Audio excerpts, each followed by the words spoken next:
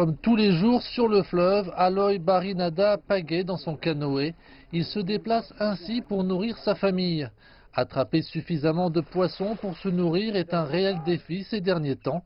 Aloy a commencé à pêcher à l'âge de 7 ans avec son père et c'est à la fois sa seule occupation et sa seule source de revenus. Avant, c'était rentable d'être pêcheur ici, avant la marée noire, il y a plus de 50 ans. Avec la pollution, rien ne vit ici et même les poissons chétifs se font rares. Plusieurs heures après avoir lancé son filet, Barinada ne ramènera que 2 poissons ridicules et 2 crabes. Une pêche insuffisante pour nourrir sa famille de 6 personnes, à lui de négocier pour survivre.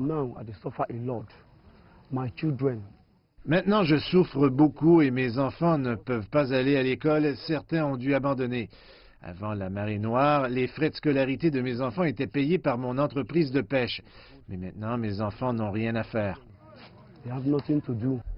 Nombreux sont ceux dont les moyens de subsistance ont été amputés en raison de la pollution pétrolière.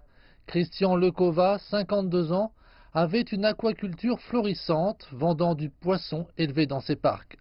Aujourd'hui, ces parcs aquatiques sont remplis de boue, recouvertes d'une couche de pétrole brillante. Son gagne-pain est réduit et il n'a ni les ressources ni les connaissances nécessaires pour commencer quelque chose de nouveau.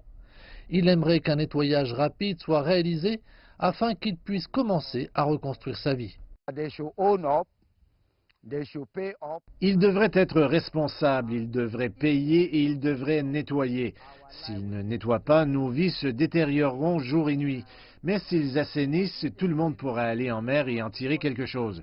Même si on obtenait du poisson d'ici, les gens refuseraient d'en acheter parce qu'il provient d'une zone polluée. Accusé, le géant pétrolier Shell affirme que seulement 4000 barils de pétrole ont été déversés, mais une enquête d'Amnesty International estime que ce sont plutôt 300 000 barils qui auraient pu être déversés ici.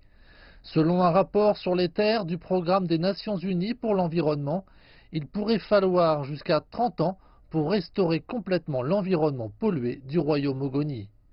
11 000 membres de la communauté Ogoni ont poursuivi Shell pour avoir menacé leurs moyens de subsistance. Seuls quelques-uns ont été indemnisés et beaucoup d'autres, comme Christian, demandent toujours à l'être. Ce dernier ne décolère pas concernant l'exercice de nettoyage lancé en 2016 qui n'a toujours pas commencé. Le nettoyage du royaume Ogoni est censé être le plus vaste exercice de restauration environnementale jamais entrepris. La première phase devait durer 5 ans et coûter 1 milliard de dollars. Le géant pétrolier Shell et le gouvernement nigérian ont accepté de le financer, mais plus d'un an après, rien de concret. Il semble que Shell n'a libéré que 10 millions de dollars au lieu des 200 millions qu'il avait pourtant acceptés sur une base annuelle.